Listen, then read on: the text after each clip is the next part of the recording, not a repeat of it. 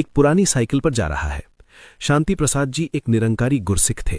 अचानक एक तेज रफ्तार गाड़ी ने उन्हें हल्की सी टक्कर मारी और वो नीचे गिर गए। उनके हाथ में पकड़ा हुआ सामान बिखर गया। करण को लगा कि अब जरूर हंगामा होगा। शांति प्रसाद उठकर गाड़ी वाले को गालियां देगा या झगड़ा करेगा, लेकिन जो करण ने देखा उसने उसे हैरान कर दिया। शांति प्रसाद जी बड़े आराम से उठे। धन निरंकार जी। साथ संगत जी, आज एक ऐसी कहानी पर चर्चा करते हैं जो हमारे जीवन की दिशा बदल सकती है। ये स्टोरी है एक ऐसे बदलाव की जो एक इंसान को मैं से तू की ओर ले जाता है। एक बहुत बड़ा शहर था जहां करण नाम का एक व्यापारी रहता था। करण के पास किसी चीज की कमी नहीं थी। उसके पास धन, दौलत, शोहरत और एक बहुत बड़ा परिवार था। लेकिन उसके जीवन में एक बहुत बड़ी कमी थी।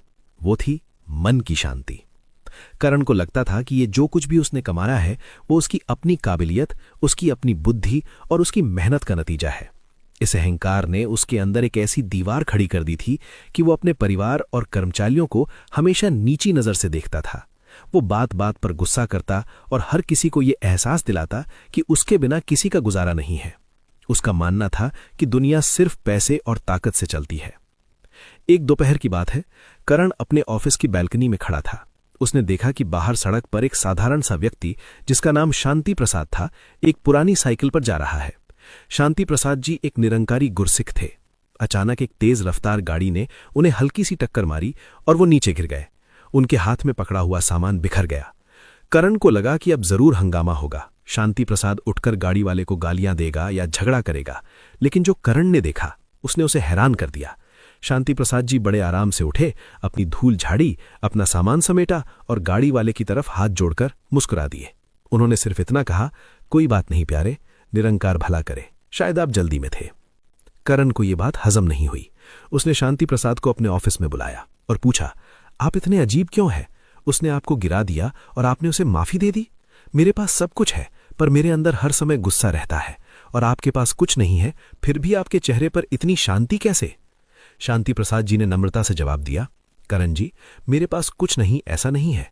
मेरे पास वो एक है जो सबका है। मैंने इस मैं के बोझ को उतारना सीख लिया है। जब तक हमें लगता है कि हम करने वाले हैं, तब तक दुख और गुस्सा रहता है, लेकिन जब हम उस निरंकार को जान लेते हैं तो हमें हर किसी में वही नजर आता है। करण के मन में एक जिज्ञासा पैदा हुई। अगले दिन शांति प्रसाद जी उसे एक निरंकारी सत्संग में ले गए। करण ने वहां का दृश्य देखा तो दंग रह गया। वहां कोई ऊंच नीच नहीं थी। एक बहुत अमीर व्यक्ति एक साधारण मजदूर के चरण स्पर्श कर रहा था, बल्कि उस निराकार परमात्मा की चर्चा हो रही थी जो कण कण में व्याप्त है। करण ने वहां की वाणी सुनी, जिसमें समझाया गया कि यह शरीर मिट्टी का ढेरी है और एक दिन मिट्टी में मिल जाएगा। जो धन हम आज अपना कह रहे हैं वो कल किसी और का था और परसों किसी और का होगा। करण ने उस दिन सद्गुरु से ब्रह्म ज्ञान लिया। उसने जाना कि यह परमात्मा कोई दूर बैठी हस्ती नहीं, बल्कि हमारे अंग संग है। ज्ञान लेने के बाद करण का जीवन बदलने लगा। उसने अपने घर में नौकर को नौकर नहीं, बल्कि परिवार का सदस्य कहना शुरू किया। उसने महसूस किया कि असली अमीरी पैसों में नहीं, बल्कि नम्रता में है। लेकिन किस्मत को कुछ और ही मंजूर था। कुछ ही महीनों बाद एक बड़े व्यापारी धोखे की वजह से करण का सारा कारोबार डूब गया। उसके बड़े बड़े बंगले और गाड़ियां बिक गए। वो एक छोटे से किराए के मकान में आ गया। उसके रिश्तेदारों ने भी मुंह मोड़ लिया। दुनिया ने सोचा कि अब करण टूट जाएगा, लेकिन लोग तब हैरान रह गए जब उन्होंने देखा कि करण पहले से ज्यादा खुश और शांत है। अब वो हर सुबह उठकर सिमरन करता, तू ही निरंकार, मैं तेरी शरण हां, मैनू बख्श लो। जब पुराने दोस्तों ने पूछा कि तुम इतने बड़े नुकसान के बाद भी कैसे मुस्कुरा रहे हो, तो करण ने कहा, देने वाला भी वही था, लेने वाला भी वही है। जब उसने दिया था तो मैंने समझ लिया था कि यह उसकी अमानत है, इसलिए आज जब उसने वापस लिया तो मुझे दुख नहीं हुआ। मैं पहले अमीर था पर हमेशा खोने के डर में रहता था। आज मेरे पास कम है पर मैं मालिक की तरह सुकून में हूं। एक बार शहर में भयानक बाढ़ आई। हर तरफ हाहाकार मचा था।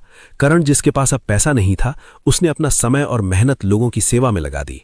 वो गंदे पानी में उतरकर लोगों को कंधों पर उठाकर सुरक्षित जगह पहुंचाता। कई दिनों तक वो सोया नहीं, भूखे रहकर दूसरों को खाना खिलाता रहा। एक रात एक व्यक्ति ने पूछा, करण जी, आप इतनी मेहनत क्यों कर रहे हैं? आपको इससे क्या मिलेगा? करण ने जवाब दिया, मुझे कुछ चाहिए नहीं, मुझे सब कुछ मिल चुका है। मेरे सद्गुरु ने मुझे सिखाया है कि नर सेवा ही नारायण सेवा है। मैं इन लोगों में उसी निरंकार को देख रहा हूं जिसकी मैं इबादत करता हूं। जब तक मैं अपने लिए जी रहा था मैं अधूरा था, आज मैं दूसरों के लिए जी रहा हूं तो मैं पूरा हूं। करण की ये स्टोरी हमें समझाती है कि असली धर्म किसी दिखावे में नहीं बल्कि इंसान की सेवा और परमात्मा की पहचान में है। करण ने सीखा कि एक को जानो, एक को मानो और एक हो जाओ। जब हम उस एक परमात्मा से जुड़ जाते हैं तो हमारे अंदर से नफरत, जलन और अहंकार खत्म हो जाता है। हमें हर किसी चेहरा परमात्मा का रूप नजर आने लगता है। साथ संगत जी, आज हमें भी अपने अंदर झांक कर देखना है, क्या हम भी करण की तरह मैं के बोझ में दबे हैं या हमने उस निरंकार को अपना साथी बनाया है। जीवन का असली आनंद वही है जहां शुक्राना हो, शिकवा नहीं। हर हाल में उस मालिक की रजा में रहना ही असली गुरसिखी है। हमें हर किसी की मदद करनी चाहिए और सबसे प्रेम करना चाहिए, क्योंकि प्रेम ही असली इबादत है। साथ संगत जी, अगर आपको आज की ये कहानी और करण के जीवन का ये बदलाव पसंद आया हो तो इसे अपने तक ही ना रखें। इस नेक विचार को और लोगों तक पहुंचाएं ताकि किसी और के जीवन में भी शांति और प्रेम का सवेरा हो सके। इस वीडियो को ज्यादा से ज्यादा शेयर करें और मानवता के इस संदेश को फैलाने में अपना योगदान दें। हमें बताएं कि आपको इस कहानी से क्या सीख मिली। प्यार से कहना, धन निरंकार जी।